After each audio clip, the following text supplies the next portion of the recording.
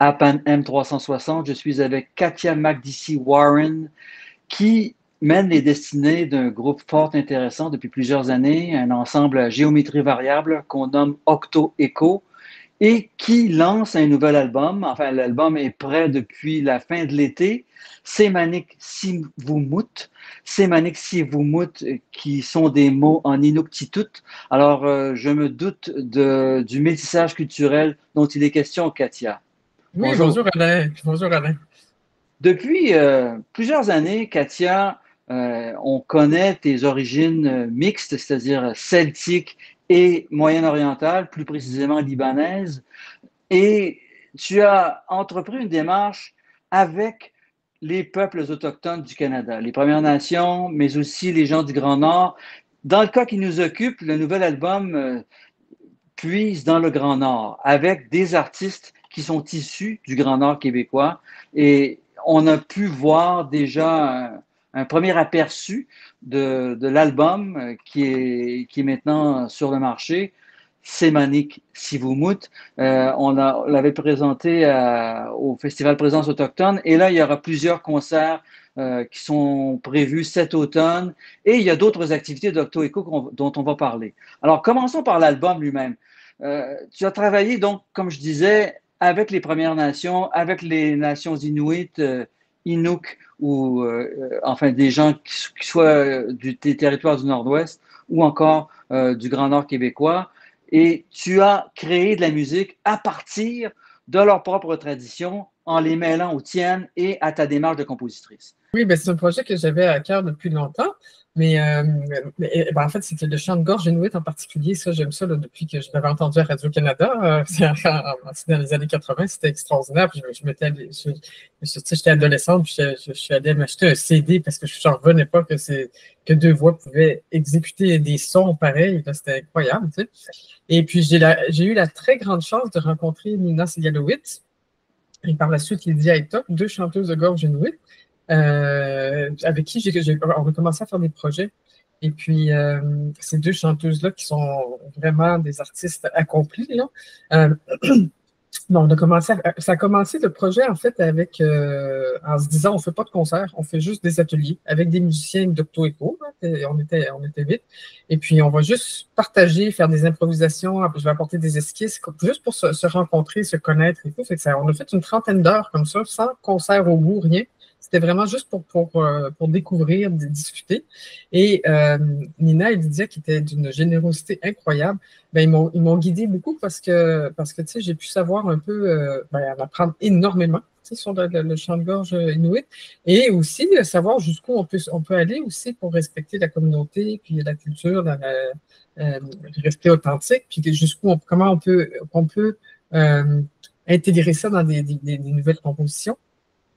Mais en reconnaissant toujours, pour elle, c'était important qu'on reconnaisse toujours d'où ça vient, le motif et tout, pour ne pas dénaturer le chant de base. Pour Nina et Lydia, c'était vraiment important.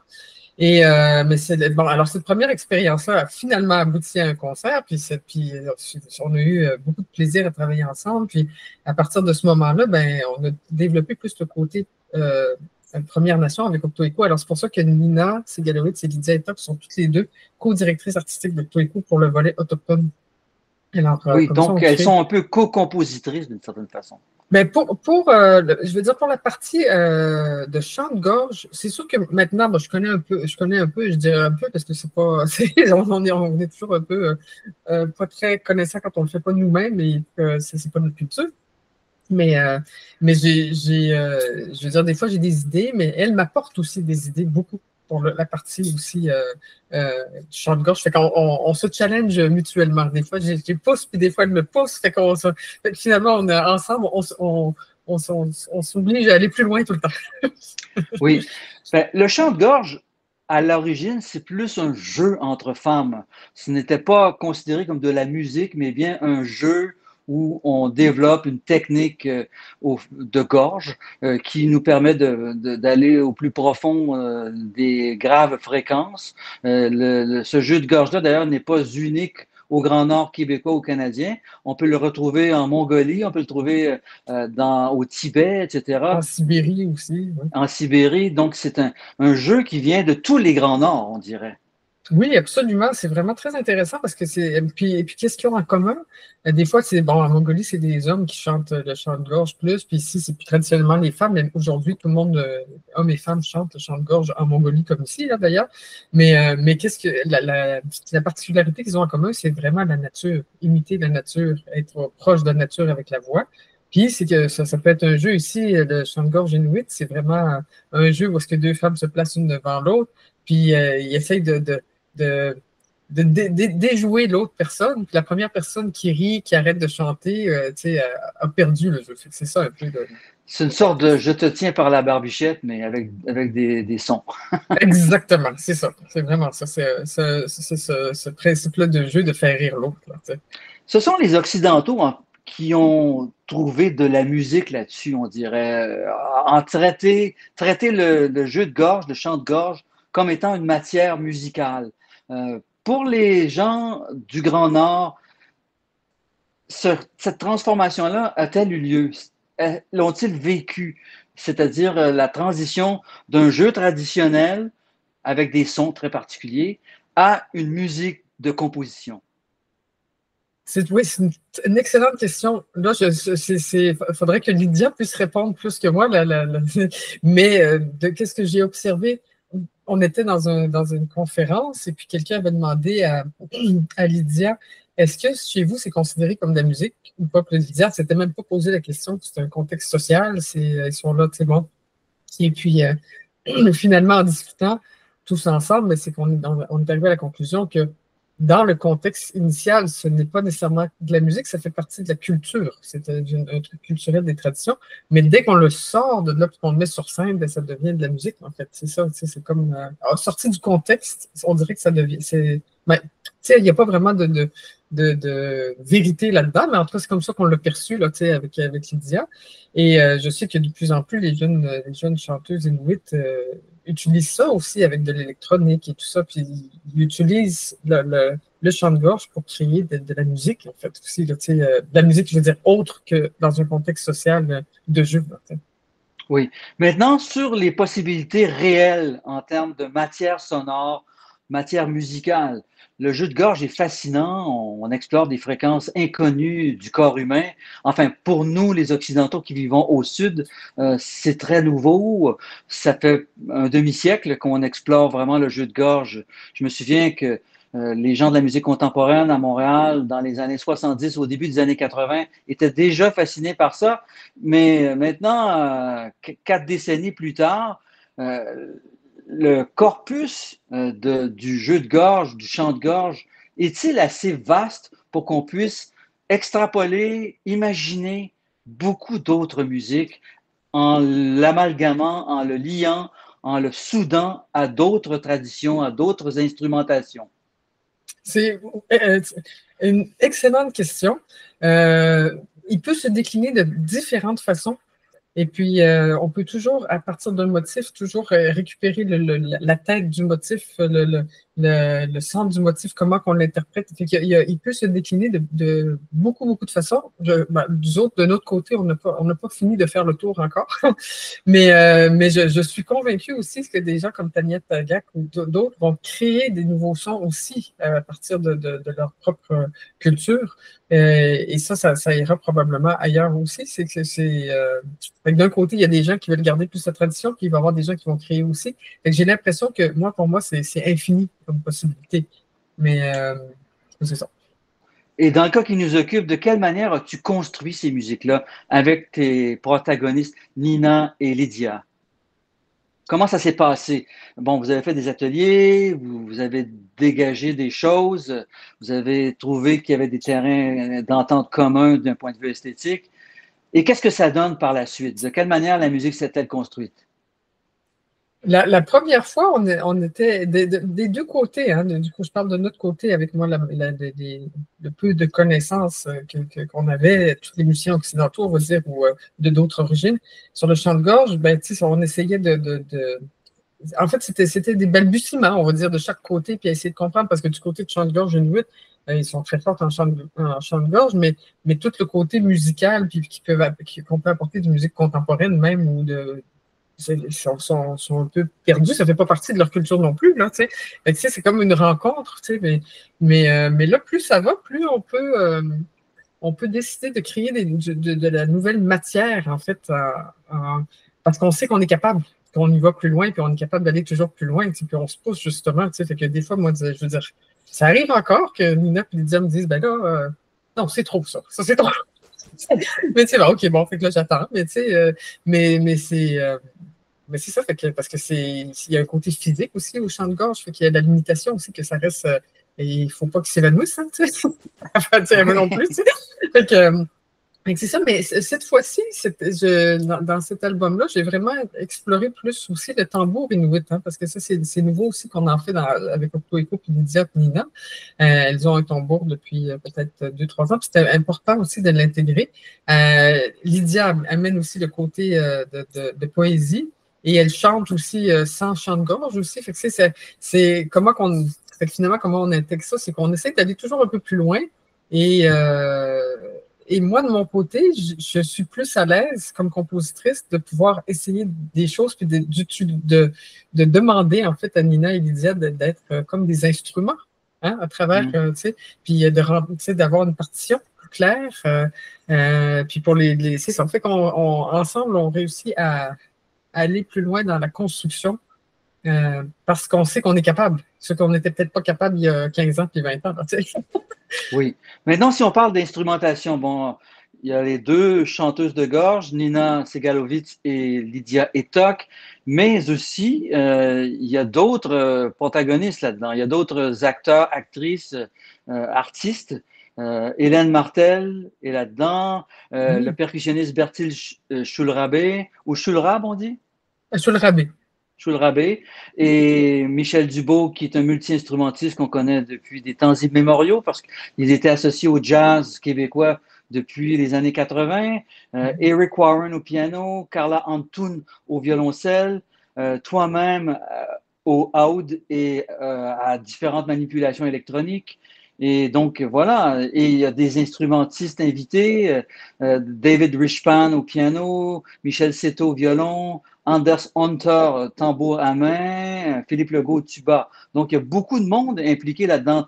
Donc, l'instrumentation qui a été choisie, il y a sûrement des raisons pour avoir choisi ce type d'instrument-là pour que ça puisse se marier avec la tradition Inuktitut. Oui, absolument. Hélène Martel, la chanteuse qui est chanteuse de jazz, et elle fait beaucoup de musique expérimentale qu'elle n'avait jamais vraiment fait sur scène, mais que moi, j'avais entendu. Elle fait du chant de gorge aussi, qui n'est pas du chant de gorge inuit. Moi, j'avais pensé de l'intégrer dès le début du projet avec Saïmanik, le premier projet qui s'appelait Saïmanik, parce que je me suis dit, ça va peut-être justement amener les deux chanteuses de gorge inuit à voir le chant de gorge différemment aussi, parce que quand elle vient et elle intègre son chant de gorge à elle, mais ça crée quelque chose de nouveau, puis ça met déjà le chant de gorge inuit dans une posture, on va dire qu'ils sont à trois chants de gorge. Fait que déjà, fait que c'est plus un jeu à deux, là, c'est une troisième qui rentre. C'était ça l'idée au début, c'était de voir comment on peut intégrer une troisième chant de gorge. Et comme Hélène fait aussi du chant de jazz et tout, ben, donc elle peut parfois partir en envolée d'improvisation aussi. Fait que ça, c'était intéressant aussi. Fait que c'est pour ça qu'Hélène était là. Carla, le violoncelle, parce que moi, j'aime beaucoup les cordes, c'est sûr. Et puis j'avais pensé peut-être au début contrebasse et tout, mais pour le registre, je me suis dit, je ne veux pas perdre le grave des chants de gorge. C'est pour ça que le violoncelle, c'était parfait. Ça allait, pour que ça accotait bien. Puis l'électronique, parce que moi, je trouve que ça amène toujours un petit peu un petit côté qu'on peut amener ludique des fois, ou complètement de plus de trance, on va dire, ou d'atmosphère qu'on peut amener dans le jeu. Et Michel Dubois, c'est parce qu'avec la multitude de flûtes qu'il joue et la multitude d'idées musicales qu'il a aussi, c'était intéressant. Justement, dans les expérimentations qu'on a fait au début, il avait apporté une panoplie de flûtes, là, puis on avait essayé des affaires avec le chant de gorge, puis c'est ça, puis même des fois, c'était Nina ou Lydia qui disaient, mais moi, j'aimerais essayer quelque chose, un duo avec telle flûte, fait que là, on essayait, et que ça amenait beaucoup. Et puis, Bertil Schulrabe, qui est un percussionniste exceptionnel dans différents styles musicaux, il est très, très fort aussi dans les styles de musique arabe, et puis j'ai ajouté souvent des polyrythmies plus qui viennent du Moyen-Orient.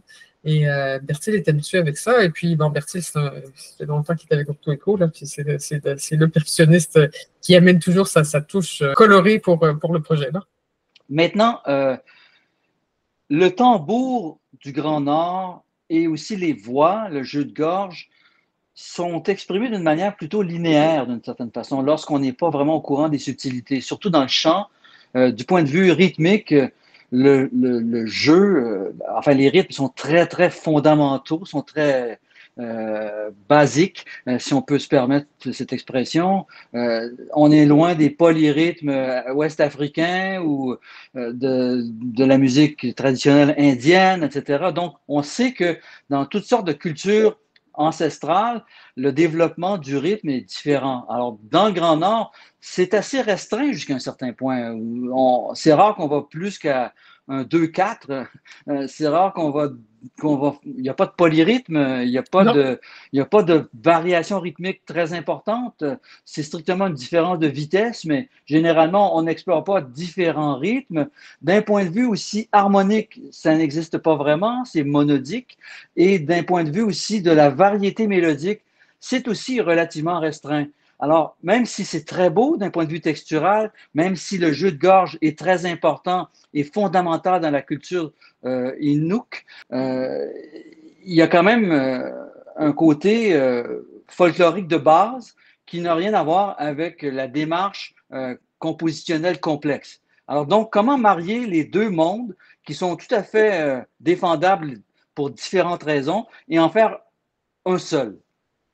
Oui, c'est effectivement, mais c'est justement ce que j'avais remarqué, même avec les Premières Nations, aussi avec le tambour power, j'avais remarqué que les polyrythmies arabes se mariaient très bien. Curieusement, c'est deux démarches complètement différentes, mais ensemble, il y a quelque chose qui va chercher. On dirait que il y a une simplicité. Tu sais, ce que moi, dans la culture inuit, des fois, je suis, même dans la sculpture, des fois, je vois une sculpture faite par un artiste inuit, des fois, je suis émerveillée par la simplicité et la profondeur. Il y a une profondeur incroyable et une simplicité, c'est déroutante quasiment, là, tu sais, comme pour des artistes qu'on travaille en composition et tout, est-ce qu'on essaie de construire et tout. C'est extraordinaire. Puis je pense que cette culture-là est vraiment, pour moi, c'est la profondeur qui est importante derrière ça. Et puis dans la complexité de polyrythmie, ben, ça va chercher quand même un côté qui va dans le monde invisible, on va dire peut-être, tu sais, qui crée peut-être un effet de transe, un effet tu sais, puis en mariant ces deux-là ensemble, je pense que l'essentiel reste le même derrière ça. C'est d'aller chercher quelque chose qui finalement a l'air simple. Mais c'est pas nécessairement simple d'un côté ou de l'autre, mais il y a une création de simplicité qui est là, qui met une profondeur. Moi, c'est la profondeur des deux côtés qui me fascine. Tu sais. Je vois. Donc, complexité et simplicité peuvent se marier. Oui, c'est ça, exactement. C'est pas, c'est pas, c'est pas compliqué, c'est complexe. C'est ça, vraiment. C'est ça, c'est complexe. Oui, oui, oui. Effectivement. Mais c'est toujours la question qu'on se pose, même dans tes travaux antérieurs, lorsque tu intègres la trance moyen-orientale et nord-africaine à des musiques plus occidentales, obligatoirement, tu dois respecter la façon dont les cultures ancestrales s'expriment. Tu ne peux pas les transformer complètement. Tu peux ajouter, tu peux construire autour, mais tu ne peux pas non plus les dénigrer ou les dénaturer. Alors, c'est un exercice très délicat. Oui, puis ben ça, je suis chanceuse d'être entourée d'artistes autochtones qui me disent si jamais je dépasse. Fait que donc, moi, je me laisse aller quand même. Puis si jamais je dépasse, ils me le disent. Là. Ben, moi, ce qu'on ne reconnaît plus la tradition, mais moi, je trouve que c'est important de reconnaître aussi un peu la tradition. Tu sais. Et donc, cet ensemble-là, avec cette nouvelle matière, va évoluer au fil des mois. Vous avez commencé cet été, mais ça ne fait que commencer. On est rendu en octobre et vous allez vous produire à la Salle Bourgie le 6 novembre, 19h30, pour le projet Saimanik Sivumut. Qu'est-ce que ça veut dire, Saimanik Sivumut? Ben, Saïmanik, c'était notre premier projet qui veut dire paix. parce qu'on trouvait que c'était intéressant de parler de la paix, peu importe les cultures, tu sais. Puis, mais là, Saïmanik Sivumut, ça veut dire tourner vers l'avenir. Donc, la paix tournée vers l'avenir. C'est vraiment de circonstance en ce moment. Oui, oui, vraiment. Parce que ça n'a pas l'air de tourner vraiment vers l'avenir pour l'instant. Mais, Non, mais essayons. oui, essayons, c'est ça. On va faire ce qu'on peut, nous autres, dans notre cellule Oui. musicale, puis on verra. Et Octo Eco va présenter aussi Sainte-Marine à la Société des arts technologiques, plus précisément à la Satosphère. On peut parler de ça? Bien sûr, bien sûr. C'est avec une collaboration avec Chant Libre, l'opéra avec Marianne Béliveau, qui est directrice Oui. artistique. Et qu'en sera-t-il? Parlons de ça rapidement, parce que ça a l'air très intéressant, puisque c'est présenté dans un environnement immersif. Donc, j'imagine qu'avec Chant Libre et Octo Eco, le côté immersif n'est pas négligé. Non, c'est ça, non, absolument. Mais bon, on va essayer, en tout cas, on travaille fort, Mais c'est un projet très, très intéressant que j'avais depuis longtemps. Ça fait quasiment 30 ans que je voulais le faire, ce projet-là. Puis, je l'avais en tête, mais c'est quand Mariannick Béliveau, la chanteuse, est venue me demander, elle dit, on pourrait-tu créer quelque chose ensemble? J'ai fait, oui, bien, ça serait parfait. Le registre et la capacité théâtrale pour faire ce projet-là. Donc, Sainte-Marine, c'est une religieuse, en tout cas, un moine, femme du 5e siècle. En fait, quand elle était toute petite, sa mère est décédée, puis son père est décidé de rentrer au couvent. Il est allé chez les moines, et puis il l'a déguisé en garçon pour l'emmener avec elle. Alors, toute sa vie est restée dans le couvent de moines et déguisée en homme. Et à un moment donné, c'est la fille de l'aubergiste a accusé donc Sainte-Marine de l'avoir mis enceinte. Alors là, un grand étonnement parce que tout le monde l'aimait beaucoup, beaucoup. Là, puis là, tout le monde trouvait que c'était déjà un saint, à l'époque, un saint marin. Et puis, mais là, vu les accusations et tout, ben, elle a été expulsée du monastère, puis aller dans la vallée des saints qu'on appelle au Liban pour élever son enfant. Fait qu'elle est allée là avec l'enfant, toujours déguisée en homme. Mais là, au bout de 2-3 ans, ben, ses frères du monastère qui l'aimaient beaucoup, ils trouvaient que ça n'avait pas d'allure, ils l'ont récupéré. Puis c'est juste à sa mort qu'ils ont découvert que c'était une femme, en fait. Puis bon, là, c'est tout un sujet d'actualité aussi, hein, de savoir la dévotion, l'amour, l'identité de genre et tout. Fait que c'est un sujet intéressant pour aujourd'hui. Et puis, ben, Sainte-Marine vivait au 5e siècle. Puis, il y avait Saint-Éphrem à l'époque au Moyen-Orient qui avait sa chorale de femmes de chants syriaques en araméen. Et puis, ces chants-là sont venus jusqu'à aujourd'hui. Alors, je me suis dit probablement que ces chants-là, Sainte-Marine les avait chantés. Fait que je suis partie il y a quelques chants en araméen, qui est donc la langue de Jésus-Christ, qu'on a dans la liturgie maronite, aujourd'hui, des chrétiens du Liban, une partie des chrétiens du Liban. Ben, ça fait donc il y a quelques chants traditionnels qui sont vraiment dans ce spectacle-là, et le reste est inspiré de ces chants-là, sans que ça soit de ces chants-là. Fort intéressant. Alors, 2 projets porteurs pour Octo Eco, pour cet automne et pour cet hiver et pour les mois qui viennent. Ben, merci. On aura l'occasion de suivre tout ça avec Panem 360, puisque Octo Eco est un de ses partenaires. Alors, on est très heureux de travailler avec vous pour cette saison, Katia Magdissi-Warren. Ben, nous autres aussi, merci beaucoup, Alain. C'est vraiment un plaisir que tu nous as invités. Bonne saison. Bonne saison.